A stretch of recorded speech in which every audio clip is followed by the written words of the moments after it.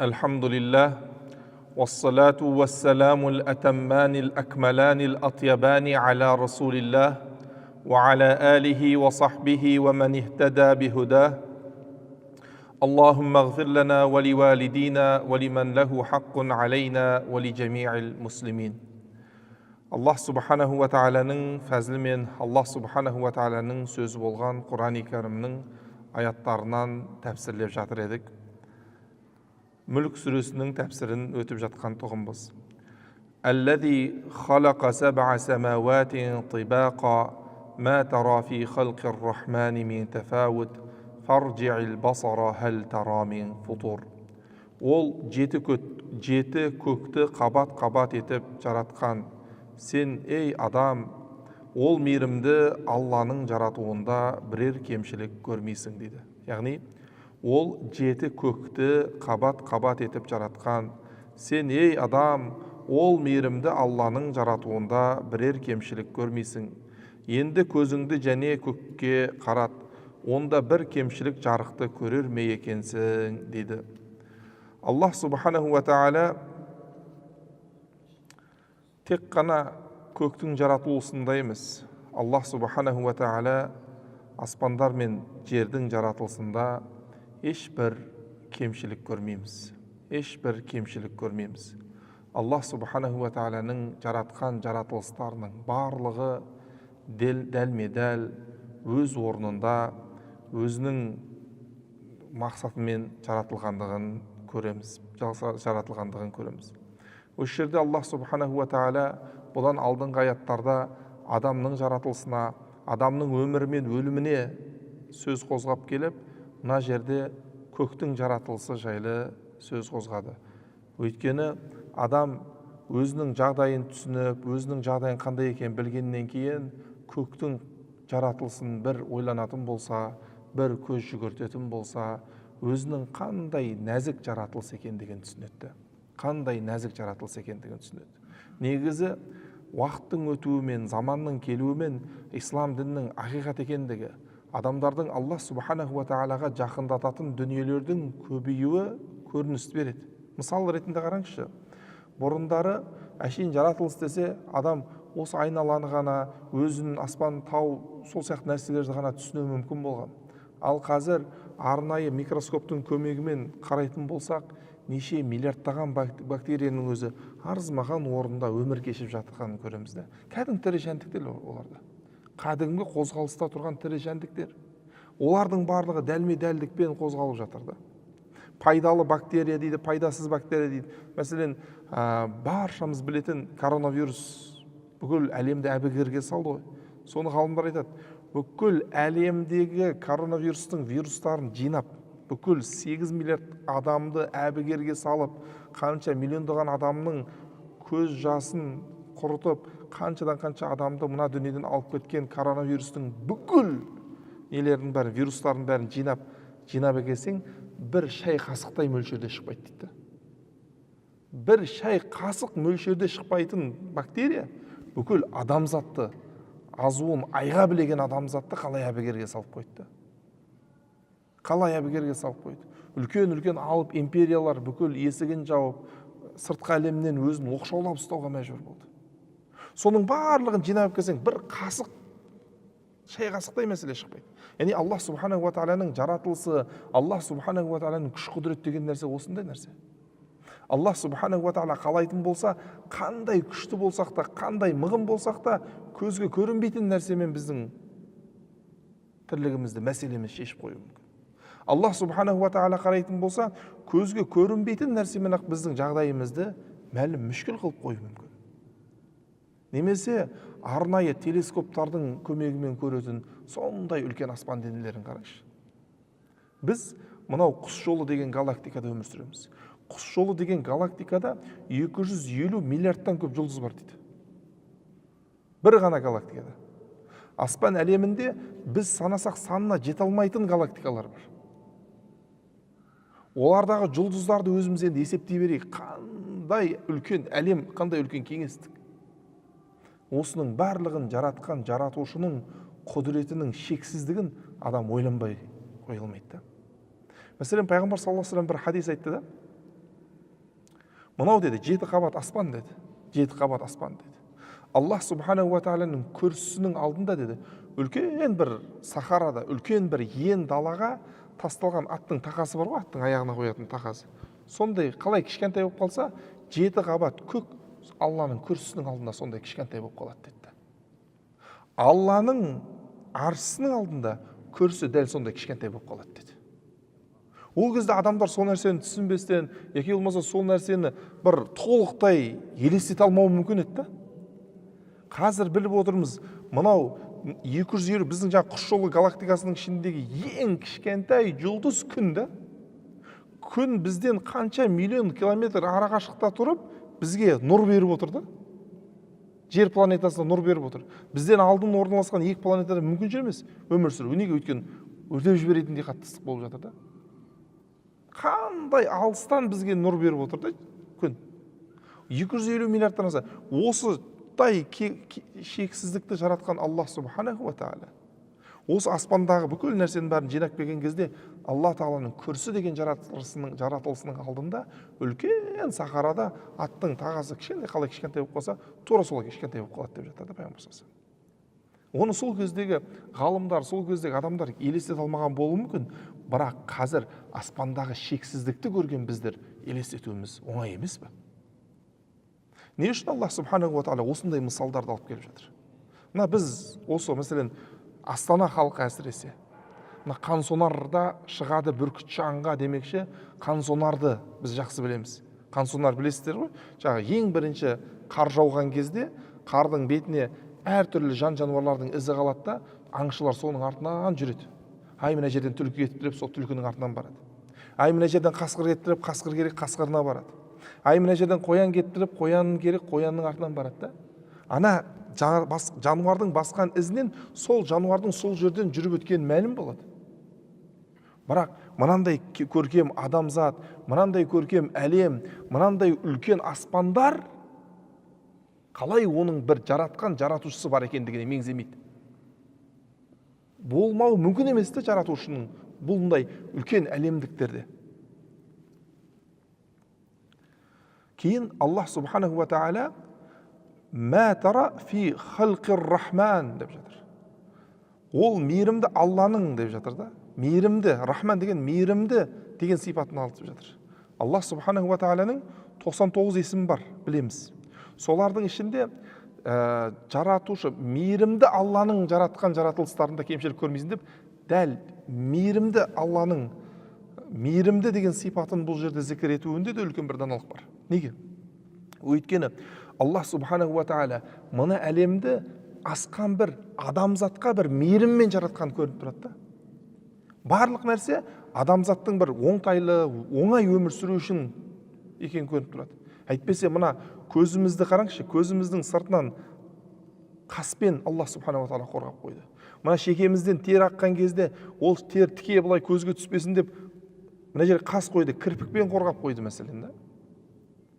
Егер Аллах субханаху ва тағала қалағанда мына көзімізді табанымызға жаратқанда құдірет жететін еді.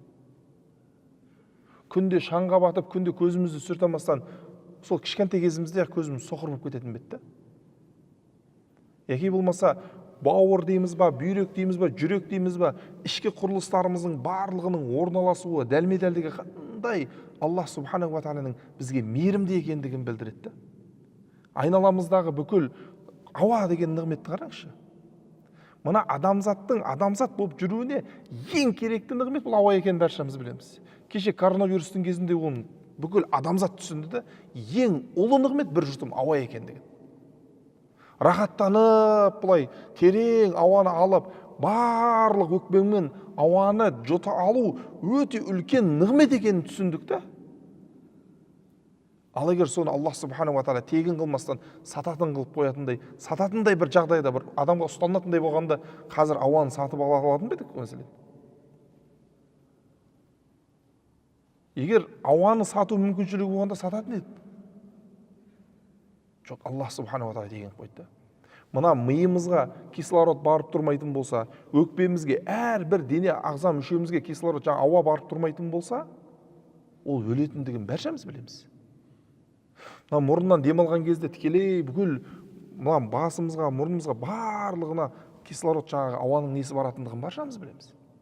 Немесе су атты нығметті қалай қылып жаратып қойды? Қандай жаратылысты қарасаңыз да, Аллах субханаху ва тағаланың адамзатқа деген мейірін көреміз де.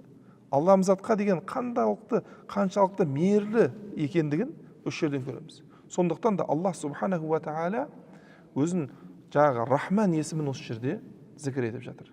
Аллах субханаху ва тағаланың жаратқан жаратылыстарында ешқандай кемшілік жоқ. Алла тағала Құранда айтқандай: "Суналлахи атқана кулля шей". Бұл барлық нәрсені пысықтаушы Алланың өнері дейді.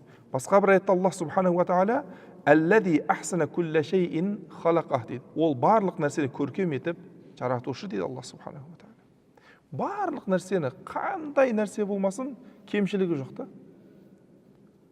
Әла я'ламу ман халақ дейді. Жаратқан Аллах субханаху ва тағала өзінің жаратылыстарын білмейді ме дейді. Мәселен, бір жаңа көлік сатып алатын болсақ, оның ішінде нұсқаулық кітапшасы болады.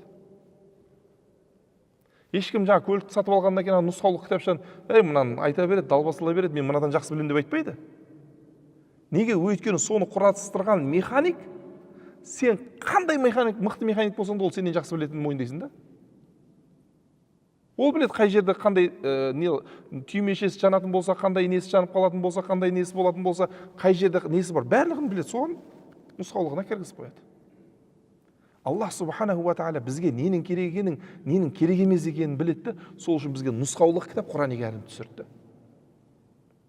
Біздің өмірімізге нұсқаулық бұл.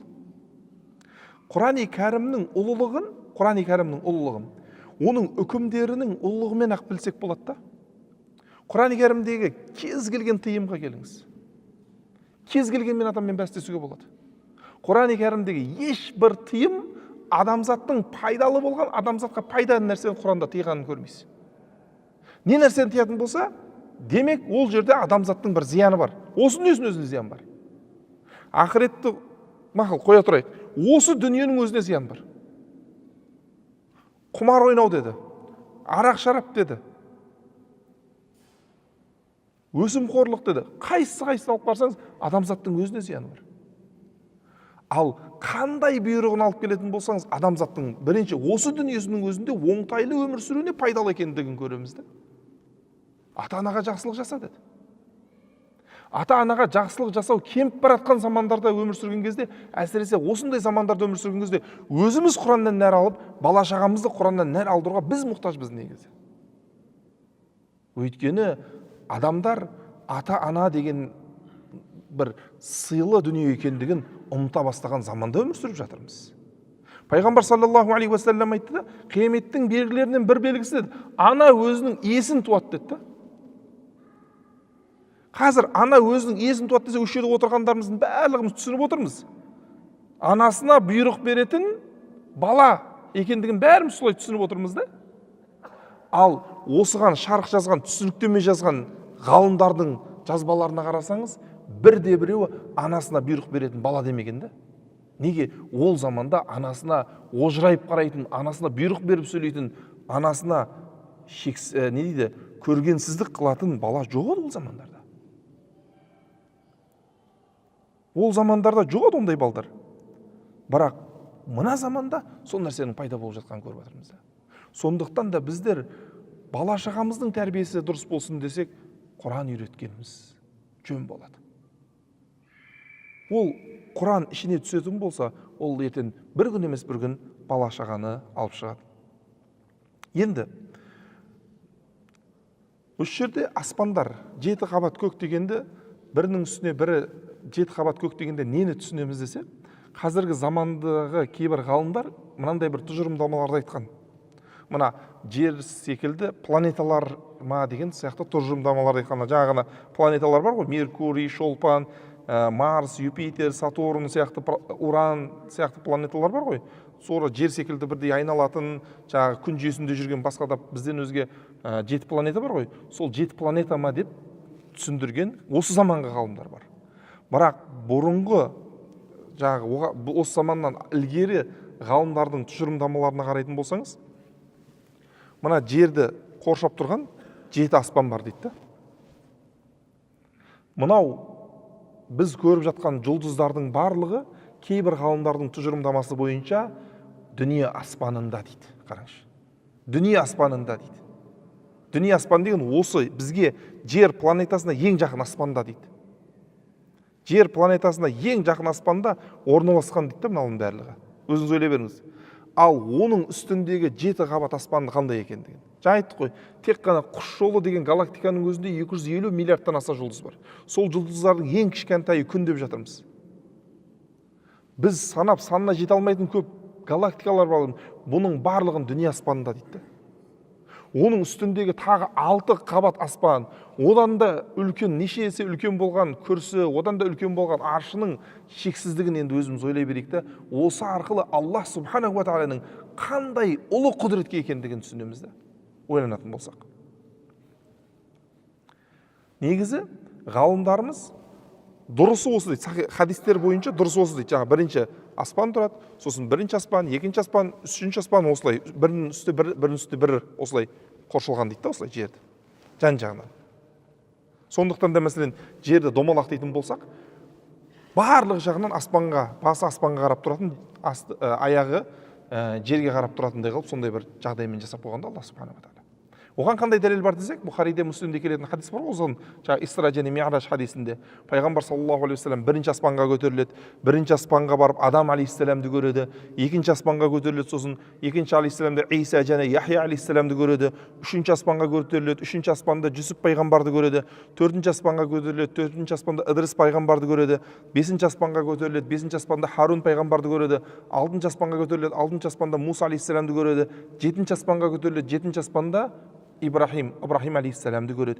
Міне осы сахих хадистің негізінде ғалымдарымыз жаңағы аспандар бірінің үстінде бір дегенді осылай түсіндірген. Мына жер планетасы болса, оның бір орап тұрған бір аспан бар, оның үстінде тағы бір-бірінен бөлек болған, арасында қаншама үлкен қашықтықта жатқан екінші аспан бар, одан кейін үшінші аспан бар, төртінші аспан бар, осындай 7 қабат аспан бар деп түсіндірген. Алдыңғы сабақта да естеріңізде болса айттық, кешегі сабақта тағы да қайталайтын нәрсе. Мынау Энтони Флю деген Британияның құдайсыздықты насихаттайтын, өте қатты өмірін соған арнаған философ болған, өте үлкен ойшылы болған, профессор, философ. Интернетке жазып көрсеңіздер шығады, қандай үлкен еңбектері бар. 2004 жылға дейін толықтай жағдай құдайсыздықты насихаттап, құдай жоқ, жаратушы жоқ, құдай жоқ деген барлық жерде шығып, сондай жазбалар жазып сөйтіп жүрген адам болған. 2004 жылы ол кісі жаңағы физикалық мына планеталардың орналасуы, мына әлемдердің жаратылысуы, сол жердегі дәлме-дәлдікті, мәселен жер планетасы өз-өзін секундына 30 км тезлікпен айналып бара жатыр да. Ол 29 км тезлікпен айналмайды, немесе 31 км-мен айналмайды. Дәл қойылғанда, немесе жер планетасы мен күннің арасындағы қашықтық сондай бір дәлме-дәлдікпен қойылғанда, жақын қойылатын болса, ол өртеніп кетеді. Ал алыс қойылатын болса, ол мұздап қалады да. Бізден алдыңғы планета, бізден кейінгі планетаның жағдайына қарасақ, ол нәрсе мәлім болады. Осындай дәлме-дәлдіктерді көргеннен, немесе адамның денесіндегі жаратылыстағы дәлме-дәлдіктерді көргеннен, барлығы өте бір асқан бір ережелердің, бір есептердің негізінде құралғанын көреді. Оны жаңағы құдайсыздар не деп айтады?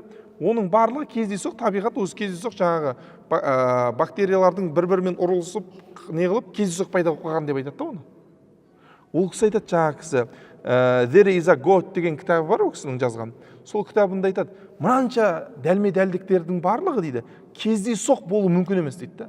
Бұның артында өте терең бір ақылдың ісі екендігі көрінеді, дәлме-дәлдіктің барлығы дейді. Осы дәлме-дәлдіктерге қарап, адамдар ислам дінді қабылдап, жаратушының бар екендігін мойындап кеткен.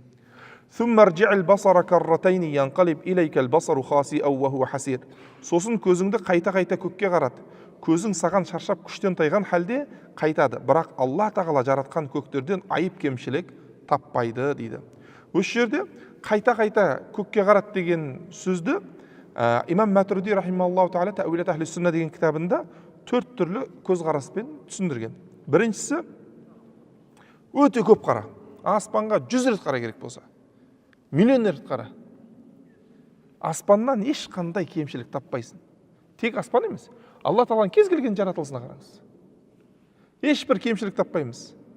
Бұл мәселен Мерседес болады ма, айфон болады ма, қандай адамзаттың жеткен жетістігін кез келген несін алайықшы, бір кемшілік шығып тұрады. Бірақ Алланың жаратқан ешбір жаратылысында ешқандай кемшілік көре алмаймыз. Жоқ ондай нәрсе.